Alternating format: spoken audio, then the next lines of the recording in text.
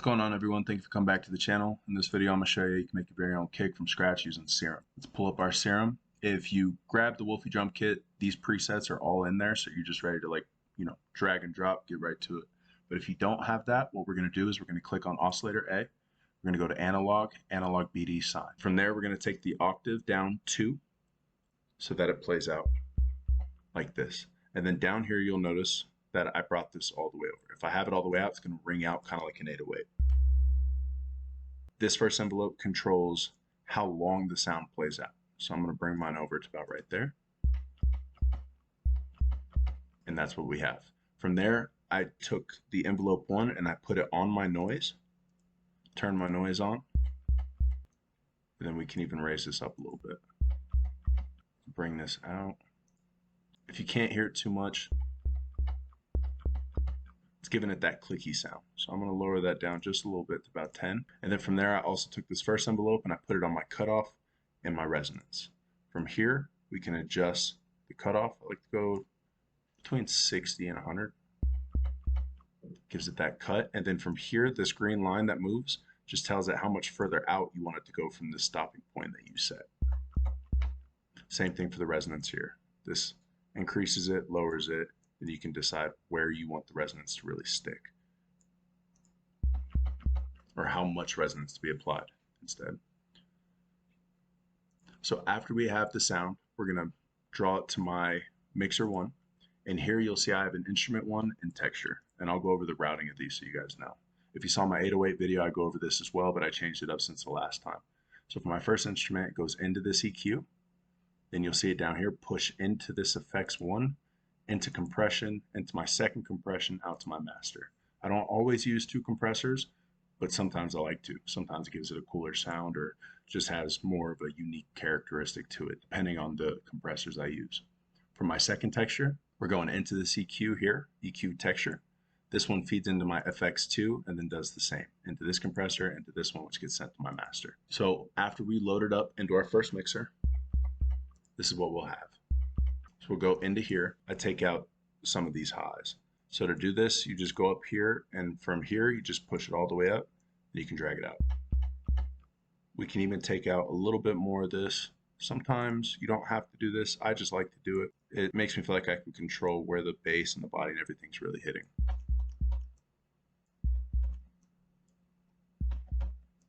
And maybe a steep 8 isn't the best. Let's try a steep 4.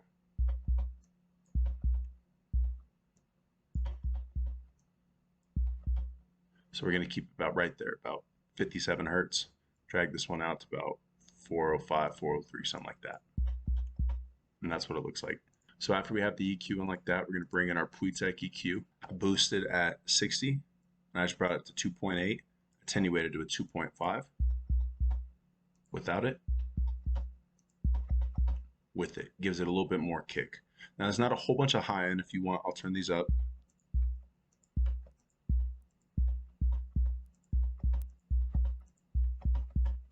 Not too much, but right there I can actually hear it punch a little bit more, so I'm just going to put it about there. We can even boost this. And I'll turn it down and show you guys the before and after too. From there, we can bring in this EQ. And I like to turn these all the way up just to hear where I'm at, and then go from there. So right at 500, it's kind of got like a weird sound, but I'm just going to use it a little bit because it's giving it more of a punch. And then we can also dip it out at about 300, where when I push this all the way up at 300, it was real boxy. So you can put it all the way up, play it, and then bring it down. Still gives us that punch. Now it goes into my effects 1. So here I have a fruity wave shaper, and I'm going to use this to give it a little bit more oomph. That's way too damn much. We're going to pull it down here. We'll pull this up just a little bit. And then from there, I'm going to bring my mix down. It's very subtle, but it still gives you something. After that, we're going to load up Isotope Trash 2. I like to click on multiband, and then from here, I can adjust. If you look down here, you'll see what hertz are being affected within the sound itself. And you can just play around with it. So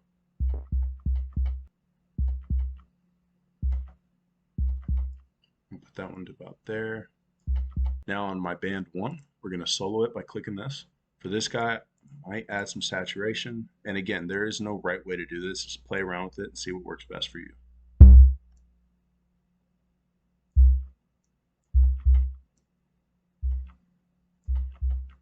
You can click this to bypass. Now I'm going to click this guy just to be able to hear a little bit more of the kick in total instead of just the low soloed out. So now we're going to click our second band in the multi-band. And here is where I like to add distortion. Sometimes I just like to use this clip control, but it really just depends. Like I said, play around with it and see what works best for you. Same thing goes for 3. There's not too much going on over there, so we can mess around and just see what works.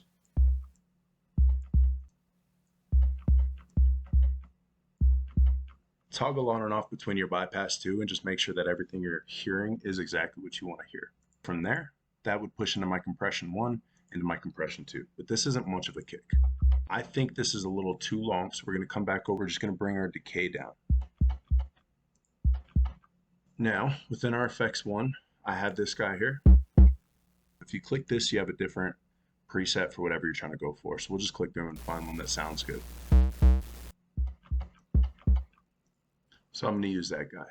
Now you'll hear it in the background that it's kind of giving off some noise, but we can get rid of this later on after we've printed out the sound and then affect it later. So now I'm going to come over here onto my master. The other thing we can do is check the sound here. It's giving me a lot of body right around here, which is where a kick is. This up here is giving me that oomph, which is also giving me that snap and more of a kicky presence, so it has more of an attack on the initial sound. So to get this to go away, just double click and it pops away. Now this is called Wave Candy. It comes with FL Studio. I highly recommend using that and checking your sound as you go. So now we're going to open up Edison. We're going to hit record.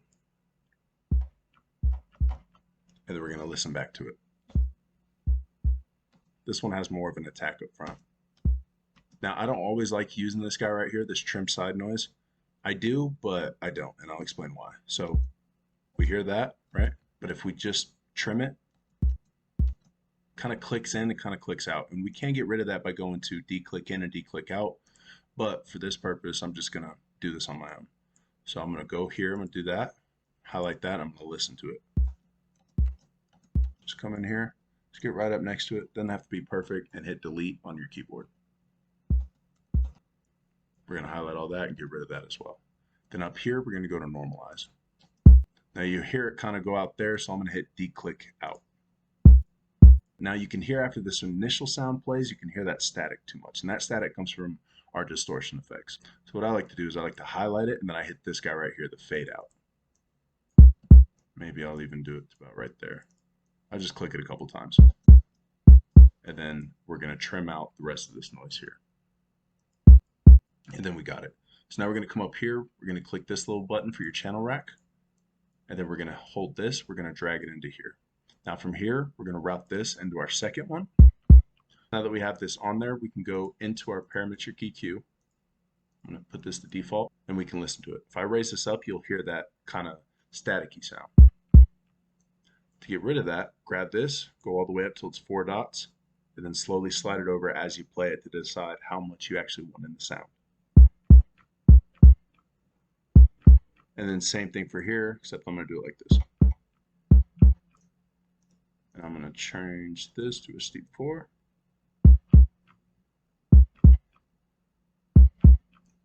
Okay, so from here we're going to go into our effects 2, where I have another isotope trash loaded up. And here I'm not going to use the bands. I'm just going to come right in, load it up. You can hit reset, you can go to presets, you can select different stuff in here and play around. They have so many different presets for you to play with. But me, I'm just going to mess around with these distort presets. And to be honest, I think I like this clip control one the most.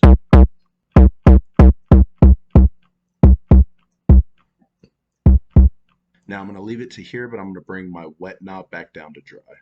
Not all the way, but again, play this out and decide as you go. What sounds best to you works. Now from there, I have a soft clipper. I just like the way this thing sounds.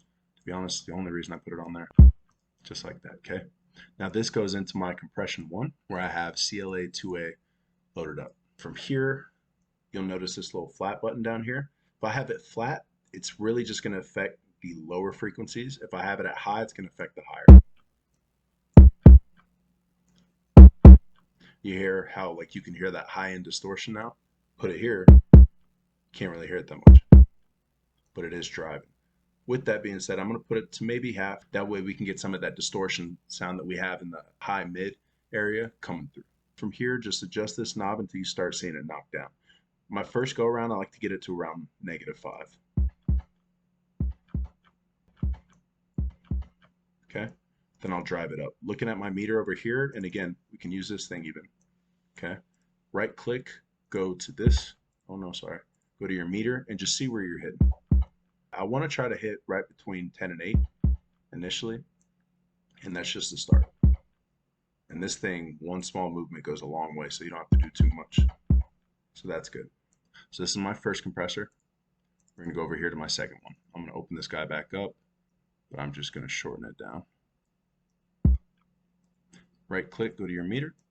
Same thing goes here. Now that I've kind of gotten the high and lows compressed with the other compressor, I'm going to keep this one all the way flat. Okay, looking at this again, seeing where I'm at. So grab this, drag it up. Now here, I'm going to just barely kind of kiss the compressor. So it's moving a little bit. Let's get to about a 1. We were just trying to stay between 8 and 10 the last time. So now we're going to go about 8 to 6. I'm going to keep that right there. Where are we at? 8. From here it goes into my second compressors. I'm going to turn this guy on.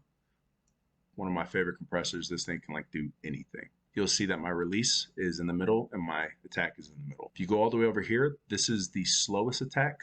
This is the fastest attack. So for my attack, I'm going to set it to about 3. I'm going to bring my release all the way up. I'm just going to listen to that. Now with the slower release, you can kind of hear it just play out. But with the faster one, you'll hear it kind of go whoomp, whoomp. Slow. It just plays out and it holds. Same thing with the attack. If the attack is too fast, you're going to chop the transient, and a lot of the character of the kick isn't really going to shine through. So I'm going to put it about right there. This input knob is what controls how much compression is being applied. So I like to turn down, and then as I play it, bring it up. And we're going to do the same thing. I'm going to bring it to about a -5, and then I'm going to look on my meter, and I'm going to try to get in between 10 and 8. And we're right there. Now we'll go into my fourth compressor of the chain, and you have 2 different options here. Sometimes I like to use the blackie only, and sometimes I like to use this blue. So we're going to mess with the blue and see what the different sounds are. So we're hitting a little too hard. Again, we just want to kiss the compressor with this one. Okay, same goes for here. Faster release, slower attack. And then from here, I'm going to try to get this up to about a 6, which is right there. So now that we've compressed our sound and we have it right where we want it to be, we're going to go back into Edison. We're going to hit Control A on Windows and then delete, and then we're going to hit record. These all sound the same to me, so same thing goes again. So I'm going to start it there, I'm going to bring it out, and I try to get between this little area where it's like highly saturated as far as like what you can see, because it leaves that kick in there. So, and then to get rid of that pop, you can just simply hit D-click out, and it's going to take that out. Now here you can mess around with a lot of this fade out stuff because it may make it shorter and it may make it more choppier and more aggressive. So let's play around with it and see what happens. Let's go out to here. I don't really like that. So we're going to bring it out to here. We're just going to hit it twice. Then maybe once here. Yeah, you hear how that made it sound way better? Just more aggressive and more choppier. So I'm going to come out to here, delete this, and actually no, I'm going to delete it like that, and I'm just going to go to D-click out. And then the same thing goes up here. We're just going to normalize it. So that's what we have. And after that, you can click on this guy and you can hit save as. You can save it into your own files. I'm not going to do that. I don't want to show what I'm working on. Currently, I have a couple collabs in the work that I'm trying to keep a secret until they come out. But that is how you make your own kick inside of FL Studio using Serum. I can also do this with a Citrus plugin or anything that has, you know, oscillators, a couple different envelopes, maybe a filter or two and some noise. But yeah. So anyway, that's the video. That is how you make your own kick inside of FL Studio using Serum. If you guys like this, please give it a thumbs up. Please comment down below what you'd like to learn next. I'm very happy to be making these. So thank you guys for watching. I love you guys, and I'll see you in the next one.